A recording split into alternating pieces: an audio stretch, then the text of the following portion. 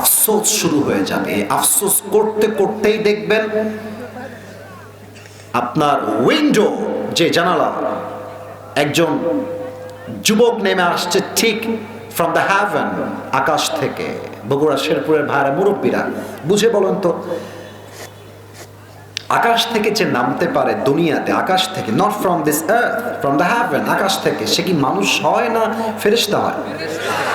আমি তো আপনাদের সাউন্ডটা কমে গেল, বলেন তো মানুষ না ফেরেশতা?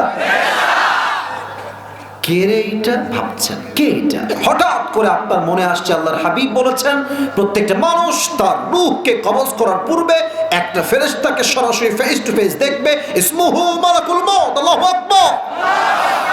এই জায়গায় এসে আমাদের মাঝে দুইটা ধরনের লোক হয়ে যাবে। আমি আবার বলছি, মৃত্যুর সময় শেরপুরের ভাইরা আমাদের মাঝে দুই ধরনের লোক থাকবে। এক হচ্ছে ওই বান্দা, যেই বান্দা 5 ওয়াক্ত নামাজ পড়েছে, সুদ খায় নাই, ঘুষ খায় নাই, পর্দা করেছে।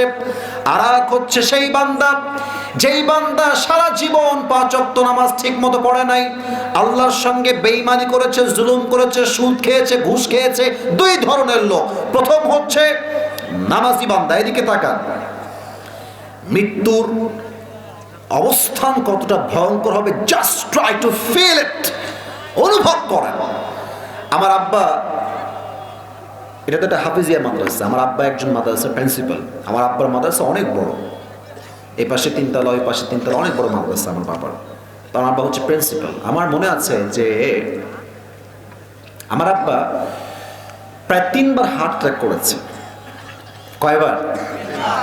বাঁচে এরকম হার্ট অ্যাটাক করলে মানুষ সাধারণত কিন্তু বাঁচে না। আমার আব্বা যখন ফার্স্ট টাইম মেডিকেলে ভর্তি হলো, আমার মুরব্বীরা আমার দিকে তাকান। আমার তখন বয়স খুব বেশি না, প্রায় 8 বছর আগের কথা বলছি, বা 7 বছর আগের কথা। আমি খুব বুঝিও না। আমার আব্বার যে রুম, বেড, এখানে আমার আব্বা শুয়ে আছে, পাশে আরেকজন লোক শুয়ে আছে। তার বয়স কেমন হবে? যে আমার আব্বা জানলা বসে আছে বামে, তাদের মতো বয়স হবে। তো দেখবেন যে বাবাদেরকে ছেলেদের চাইতে মেয়েরা বেশি ভালোবাসে। কথা ঠিক আছে না?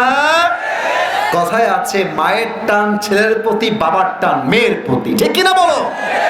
তা আমি আব্বাকে দেখতে আসলাম, এসে দেখছি যে মেয়েরা বাবার পাশে বসে আছে, ওই বাবার কাছে বলছে, আব্বা তোমার কিছু হবে না, আব্বা তুমি বেঁচে থাকবা, আব্বা কোনো টেনশন নাই তোমার।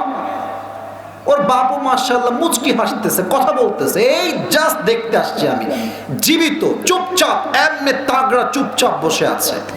আমার আব্বা আমাকে বললো যে আসিফ তুমি একটু বাইরে যাও, গিয়ে ফলমূল বা কোনো একটা জিনিস কিনতে পাঠিয়েছে। আমি জাস্ট কিনতে গেছি, within 10 minutes or maybe 5 minutes, 5 থেকে 10 মিনিট হবে, গেছি, আসছি, দেখছি কান্নার রোল পড়ে গেছে। কি হলো কি হলো কি হলো? দেখছি বাবার পাশে যিনি ছিলেন মাত্র 5 মিনিট আগে জীবিত, তিনি আর দুনিয়াতেই নাই, শেষ। This is the life. এখনই জীবিত, এখনই মরা। আপনি দেখবেন মরে গেলে মানুষ বলে যে ভালো মানুষ ছিল রে, এমনি মরে গেল, অসুস্থ ছিল তো মরে গেল। কিন্তু মরলো কেমনে কেউ আমরা বুঝি না। মালাকুল মউত যখন নামাজি বান্দার সামনে আসবে, তার চেহারা রং হবে সাদা, দেহের জুব্বা হবে সাদা, he will be just looking like a young man, সাদা ধবধবে তার চেহারা, লম্বা যুবক, তাগড়া যুবক। নামাজি বান্দার সামনে এসে দাঁড়িয়ে যাবে, নামাজি মুরব্বীকে, নামাজি যুবককে ডাক দিয়ে বলবে, এই নামাজি বান্দা, নো টেনশন। আরে কোন টেনশন নাই মিয়া, আসো, ইয়া আইয়াতুহান নাফসুল মুতমাইন্না উখরুজি ইলা মাগফিরাতিল্লাহি ওয়া রিজওয়ানি।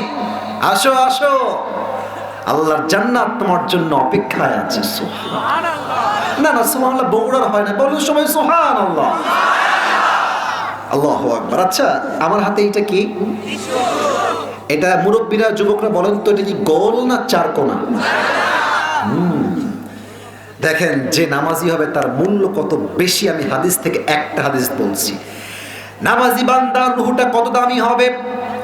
নামাজি বান্দার রূহকে কবজ করবার জন্য আল্লাহ তাআলা জান্নাত থেকে বিশেষ একটা রেশমি রুমালের কাপড়, লাল রঙের কাপড়, দুনিয়াতে ফেরেশতার মাধ্যমে তার রূহকে কবজ করবার জন্য জান্নাত থেকে দুনিয়াতেই পাঠিয়ে দিবে। মালাকুল মউত এসে বলবে, ইয়া আইয়াতুহান নাফসুল মুতমাইন্না উখরুজি ইলা মাগফিরাতিল্লাহি ওয়া রিজওয়ানি। এই প্রশান্ত আত্মা, তোমার আত্মাকে বের করে দাও আমার কাছে। আত্মাটা বের হয়ে আসবে, মালাকুল মউত তার হাত দিয়ে আত্মাকে ধরবে, সুন্দর করে নিয়ে আত্মাকে এই চাদরের ভিতরে রাখবে, সুন্দর করে প্যাকেট করে ইল্লিয়িন তথা সঙ্গে সঙ্গে জান্নাতের ঠিকানায় আপনার রূহকে পৌঁছে দিবে। সুবহানাল্লাহ। This is the death of people, those who perform the salah. এটা হচ্ছে নামাজি বান্দার মরণ, আমার যুবক ভাইরা, মুরব্বী আব্বা জানরা। আর আমার বলতে বড় কষ্ট হচ্ছে আজকের এই মাহফিলে এখানে অনেক যুবক আছে এরকম যারা আজকে ইশারের নামাজটাও পড়ে নাই, বাসায় গিয়ে ঘুমায় যাবে, ফজরটাও এরা পড়বে না।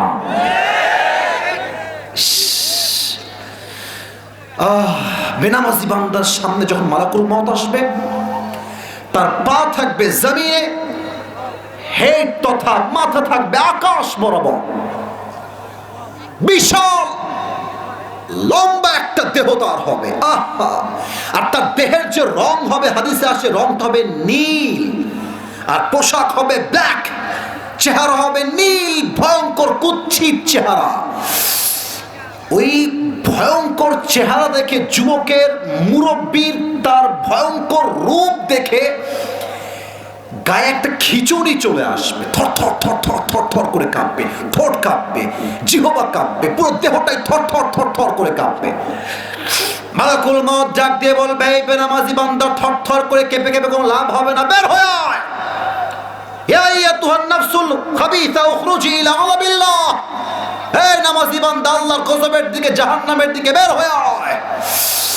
বাট নামাজি বান্দার মতো বেনামাজি রুহটা সহজে বের হবে না। রুহটা বের হয়ে একবার ডান দিকে দৌড় দিবে, আরেকবার বাম দিকে দৌড় দিবে, আরেকবার পেছনের দিকে দৌড় দিবে, বাট মালাকুল মউতের হাতে যেতে চাইবে না।